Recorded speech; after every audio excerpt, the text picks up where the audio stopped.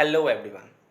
Welcome to the Competition Cruise, a one-stop solution for all competitive examination. मेरा नाम है सौरभ और आज के एडिटोरियल सेशन में आप सबका स्वागत है। मैं इस चैनल पे प्रतिदिन भारत के सबसे प्रोमिनेंट न्यूज़पेपर द हिंदू के एडिटोरियल्स लेकर आता हूँ। मेरी अपेक्षा रहती है कि इंग्लिश की बेहतर समझ के साथ साथ करंट टॉपिक का ज्ञान आप सभी के अंदर उत्पन्न किया जाए। हमारे चैनल का मोटो है बिलीव इन प्रोसेस। मैं आशा करता हूं कि आप सभी हमारे प्रोसेस में बिलीव करेंगे, खुद में बिलीव करेंगे और अपने सपनों को पूरा करेंगे। आज के सेशन की शुरुआत हम एक मोटिवेशनल कोट के साथ करते हैं। पेले, जिन्हें the black pearl of football कहा जाता है, फुटबॉल का काला हीरा, ब्राज़ील के महानतम फुटबॉल खिलाड़ी हुए हैं।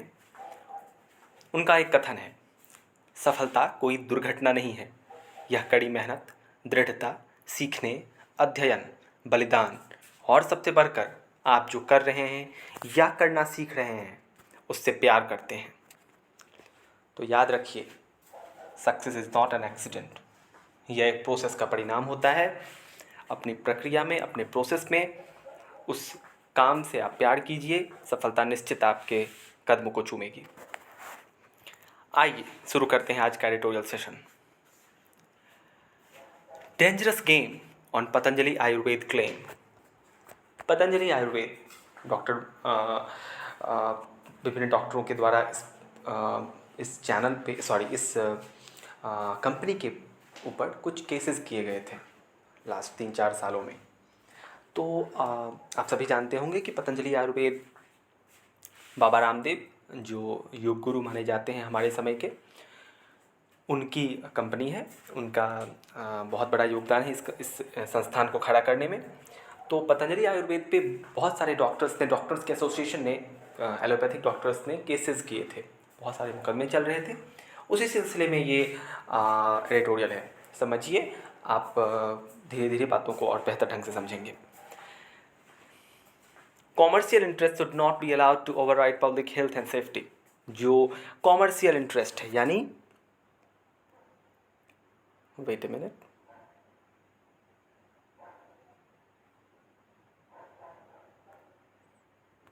Thank you. कॉमर्शियल इंटरेस्ट यानी जो औद्योगिक हित हैं, जो व्यापारिक हित हैं, जो पैसे के हित हैं, उन्हें ओवरराइड नहीं करना चाहिए, यानी कब्जा नहीं करना चाहिए पब्लिक हेल्थ या फिर सेफ्टी के इशूज़ के ऊपर। पब्लिक हेल्थ या सेफ्टी के मामलों में हमें पैसे को, हित को नज़रअंदाज करना चाहिए। Okay. In February last year, आगे बढ़ते हैं। In February last year the supreme court of India issued a contempt notice against Patanjali Ayurveda. ध्यान दीजिए, ये कंटेम्प्ट नोटिस आखिर क्या होता है?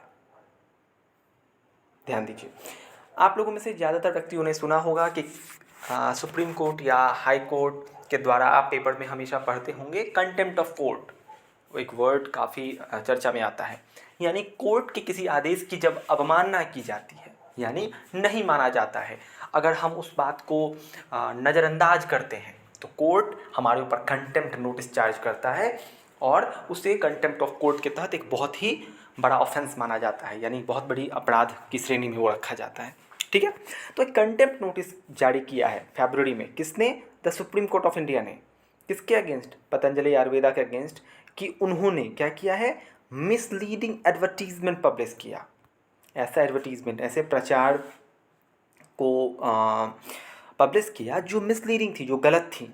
That were in direct violation of the Drugs and Magic Remedies Objectionable Advertisement Act 1954 and its rules, despite the company's assurance to the court in November last year that it would not do so. Court ने ये कहा कि आपने एक ऐसा advertisement publish किया है, misleading advertisement publish किया है, जो कि डायरेक्ट वायलेशन है drug and magic remedies objectionable act 1954 का। ओके। और इनके रूल्स को आपने क्लियरली वायलेट किया है, यानी तोड़ा है। It's rules, okay, despite the company assurance, इसके बावजूद कि कंपनी ने अश्योर किया था कोर्ट को, सुप्रीम कोर्ट ऑफ इंडिया को, नवंबर लास्ट ईयर, कि वो ऐसा नहीं करेगा।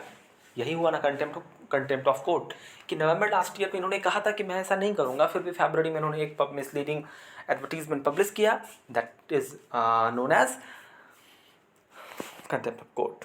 Now go ahead. On Tuesday, the apex court turned up the heat by threatening Patanjali co-founder Baba Ramdev with perjury proceedings in addition to contempt. Tuesday के दिन apex court यानी apex का मतलब होता है जो सर्वोच्च निकाय होती है किसी भी चीज़ की, तो अपेक्स कोर्ट हमारे देश का सुप्रीम कोर्ट है। उन्होंने टर्न अप द हीट, काफ़ी गर्मी बढ़ाते हुए यानी कड़े शब्दों में कहा। किसे कहा? पतंजलि के को फाउंडर बाबा रामदेव को कहा कि आपके अगेंस्ट कानूनी कार्रवाई की जाएगी अब अगर आपने कोई कंटेम्प्ट किया तो। ओके, आगे बढ़ते हैं। The 2-member bench again came down heavily on the government, this time for turning a blind eye when the company was promoting its products as a panacea during the COVID-19 pandemic in blatant violation of the act. 2-member bench, ध्यान दीजिएगा कि supreme court में जो जजेस होते हैं वो अकेले फैसला नहीं सुनाते, वहाँ पे बेंच होता है, 2 जज का, 3 जज का, 5 जज का, 7 जज का, वो डिसाइड किया जाता है रिस्पेक्टिवली वहाँ के मैनेजमेंट के द्वारा। तो यहाँ पे 2 जज का बेंच था, 2-member बेंच था। उन्होंने काफ़ी कड़ाई से गवर्नमेंट को कहा, गवर्नमेंट पे भी वो बहुत केम डाउन हैवली यानी बहुत कड़े शब्दों में उन्होंने गवर्नमेंट को कहा कि आपने आँख कैसे मूंद ली, how did you turn a blind eye, आपने आँखें कैसे मूंद ली उस समय व्हेन कंपनी वाज प्रमोटिंग, जब कंपनी प्रमोट कर रहा था अपने प्रोडक्ट्स का। क्या प्रमोट कर रहा था कि पनेशिया है, पनेशिया का मतलब होता है रामबाण औषधि, ऐसी दवाई जो किसी बीमारी को जड़ से खत्म कर दे। पनेशिया का मतलब होता है रामबाण औषधि, यानी ऐसी दवाई, ऐसी औषधि जो पूरी तरह से हमें क्योर कर दे। जब कोविड-19 पैंडमिक के दौरान पैनेशिया के तौर पे अपने प्रोडक्ट्स को वो प्रमोट कर रही थी तो गवर्नमेंट कहाँ आंखें बंद करके बैठी हुई थी, ऐसा 2-member बेंच ने कहा है। इन ब्लटेंट वायलेशन ऑफ द एक्ट, जो इन्होंने पनेशिया के तौर पे अपने प्रोडक्ट्स को प्रमोट किया, वो एक स्पष्ट वायलेशन है इस एक्ट का। ओके, जिस एक्ट की बात हम ऊपर कर चुके हैं। चलिए आगे।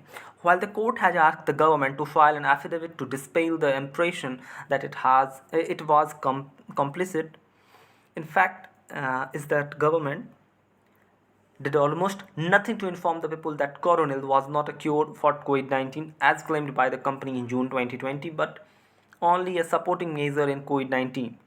आप सभी को पता होगा, याद होगा कि कोविड-19 पैंडमिक 2020 में फरवरी मार्च के महीने में फैली और फिर उसने पूरे दुनिया को चपेटे में ले लिया था और हम सब की ज़िंदगी एक तरह से रुक सी गई थी।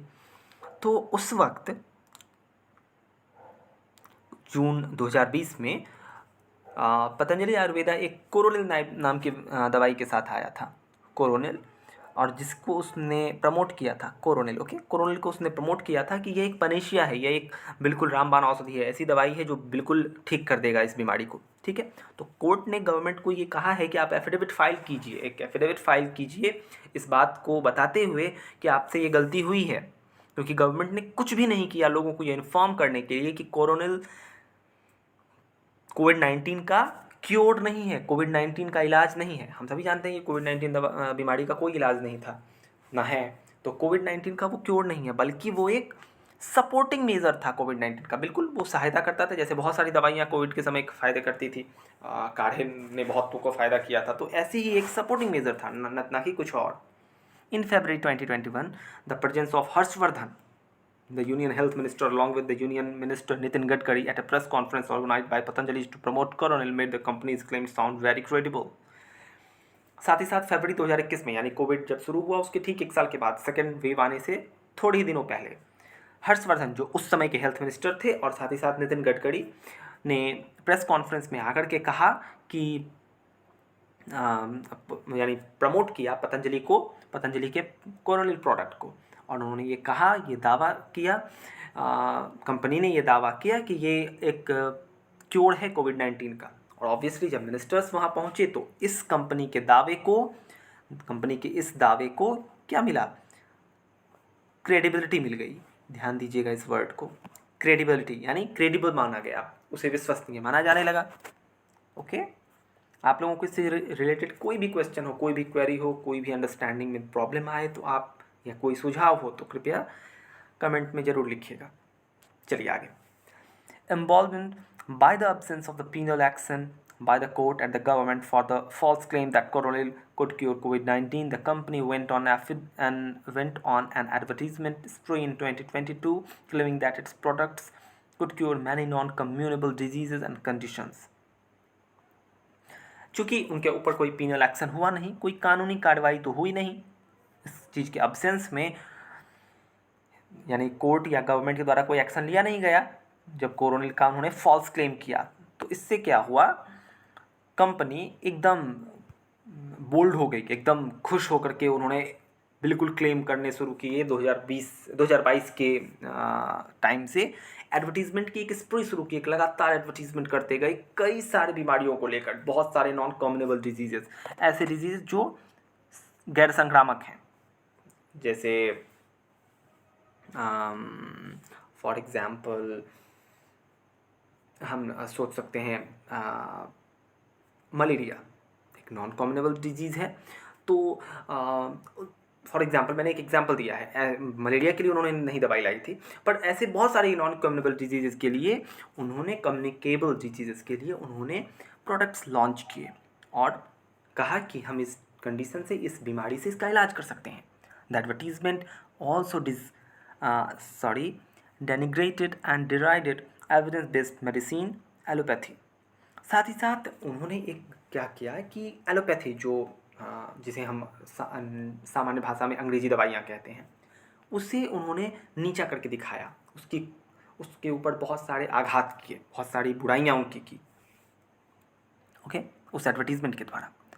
On 9 November 21, 2023, the court warned the company not to advertise permanent cures and threatened to impose a penalty of 1 crore on every product for which such claim were made. अब देखिए घटनाक्रम आगे बढ़ता है। 2023 के नवंबर 21 को कोर्ट ने वार्न किया कंपनी को कि वो ऐसे एडवर्टीजमेंट बंद करे कि परमानेंट क्योर कर रहा है वो इन बीमारियों का, और उन्होंने थ्रेटन किया, यानी धमकी दी, धमकी नहीं चेतावनी दी, ओके, चेतावनी शब्द ज़्यादा सही लगेगा, चेतावनी दी कि हम पेनल्टी लगाएंगे, यानी आपके ऊपर दंड लगाएंगे 1 करोड़ रुपया का, 1 करोड़ रुपया का, अगर आपने कोई भी प्रोडक्ट, जितने भी प्रोडक्ट की आप ऐसे क्लेम दावे करेंगे, उन सब प्रोडक्ट्स के लिए आपके ऊपर हम 1 करोड़ का पेनल्टी लगा देंगे, ऐसा सुप्रीम कोर्ट ऑफ इंडिया ने कहा। But in absolute defiance, the company held a press conference the next day to defend its product. लेकिन बिल्कुल इस बात से अनमूव्ड होते हुए, अपने जिद्दीपने को दिखाते हुए कंपनी ने एक प्रेस कॉन्फ्रेंस होल्ड किया यानी रखा। वेरी नेक्स्ट डे यानी नवंबर 21 को ये कोर्ट ने ऑर्डर दिया, नवंबर 22 को उन्होंने एक प्रेस कॉन्फ्रेंस किया और अपने प्रोडक्ट्स को डिफेंड किया कि हमारे प्रोडक्ट तो अच्छे हैं, okay. Next, in November last year and January 2024, cocking a snook at the court, the company again issued newspaper advertisement compelling the court to issue a contempt notice in February. अब देखिए, अब थोड़े और आगे बढ़ते हैं। नवंबर 22 को उन्होंने ऐसा किया और जनवरी 24 में, लास्ट दिसंबर में, दिसंबर 23 में और जनवरी 24 में उन्होंने कोर्ट की बिल्कुल ही अवहेलना करते हुए, कॉकिंग स्नूक करते हुए उन्होंने एक इशू कर दिया न्यूज़पेपर एडवर्टीज़मेंट को। समाचार पत्र में बहुत सारे एडवर्टीज़मेंट छापे ये दावा करते हुए कि कोर्ट के कंटेम्प्ट नोटिस की बिल्कुल अवहेलना कर दी उन्होंने, कोर्ट के नोटिस की, कोर्ट की बातों की। इस कारण से कोर्ट मजबूर हो गया कि वो कंटेम्प्ट नोटिस जारी करे फरवरी में, okay. It is highly unlikely that the company could have continued to act this way in the absence of at least tacit support from the government at the center and in Uttarakhand where the company is based. ये इस बात की संभावना ना के बराबर है कि कंपनी इस तरह की काम को, ऐसे कृत्यों को, ऐसे एक्ट्स को कंटिन्यू कर रख सकती है क्योंकि उसे सपोर्ट मिला हुआ है गवर्नमेंट का, सेंटर से गवर्नमेंट का और उत्तराखंड के गवर्नमेंट का, जहाँ पे उत्तराखंड में ये कंपनी बेस्ड है, हरिद्वार में जहाँ ये कंपनी उत्तराखंड में बेस्ड है, जहाँ से ये शुरू हुई है, उस जगह का, ये इस पर बहुत सारा सपोर्ट इसे प्राप्त है, इसी कारण से ये इतना ज़्यादा कंटेम्प्ट कर रही है कोर्ट के ऑर्डर का। Independent of the court, the absence of any restraining order by the government to stop the company from freely advertising highly misleading claims only strengthen the suspicion। ध्यान दीजिएगा, कोर्ट के अलग, independent of the court, court को हटा दें, court को थोड़ी देर के लिए भूल जाएं, तो कोई भी ऐसा रिस्ट्रेनिंग ऑर्डर नहीं जारी किया गया है गवर्नमेंट के द्वारा। सरकार ने कोई ऑर्डर नहीं जारी किया है इस कंपनी के ऊपर कि आप इस एडवर्टीज़मेंट को रोकिए, जो आप मिसलीडिंग क्लेम कर रहे हैं, जो कि आप झूठ का दावा कर रहे हैं, उस चीज़ को रोकने के लिए कोई नोटिस नहीं जारी की गई है गवर्नमेंट की तरफ से। यह इस सस्पिशन को, इस संदेह को और मजबूत करता है कि गवर्नमेंट का सपोर्ट है इन्हें। Okay, in matter related to health and medicine, the government playing favouritism can be extremely dangerous and harmful. ध्यान दीजिएगा, जब मामला हेल्थ और मेडिसिन से जुड़ा हुआ हो, स्वास्थ्य से जुड़े हुए मामलों पर जहाँ पे किसी की जान टिकी होती है इन दवाइयों के ऊपर, वहाँ गवर्नमेंट को फेवरेटिज्म नहीं प्ले करना चाहिए। यानी फेवरेटिज्म का मतलब होता है, ये टर्म समझिएगा, ध्यान दीजिएगा कि इंग्लिश को समझने के लिए अनुवाद करना नहीं जरूरी होता है। Translation is not a big thing, we need to understand it, we need to we need to develop the understanding of the particular knowledge. So favouritism का मतलब होता है कि किसी का पक्ष लेना, किसी का पक्ष, अपने फेवरेट पर्सन को, अपने फेवरेट चीज़ों को अपने हित में रखना। ओके, तो गवर्नमेंट फेवरेटिज्म अगर प्ले कर रही है इन मामलों के ऊपर, हेल्थ और मेडिसिन जैसे मामलों के ऊपर, तो ये एक एक्सट्रीमली डेंजरस सिचुएशन है और बहुत ही हार्मफुल है, बहुत खतरनाक है। Allowing commercial interest to override public health and safety can be perilous. अगर हम कॉमर्शियल इंटरेस्ट को, अगर हम औद्योगिक हित को पब्लिक हेल्थ और सेफ्टी के मामलों में भी ले आएंगे, अगर ओवरराइड करा देंगे, तो ये बहुत ही खतरनाक होने वाला है, कि बहुत ही बुरे रिजल्ट्स लेकर हमारे सामने आएगा। तो हमने समझा कि पतंजलि आयुर्वेद पर क्यों कोर्ट ऑफ सुप्रीम कोर्ट ने क्यों कंटेम्प्ट ऑफ कोर्ट का नोटिस जारी किया है। मैं आशा करता हूँ कि आप सभी इस एडिटोरियल को बहुत अच्छे तरह से समझे होंगे। हमारे इस चैनल को please like, share and subscribe कीजिए। Thank you so much.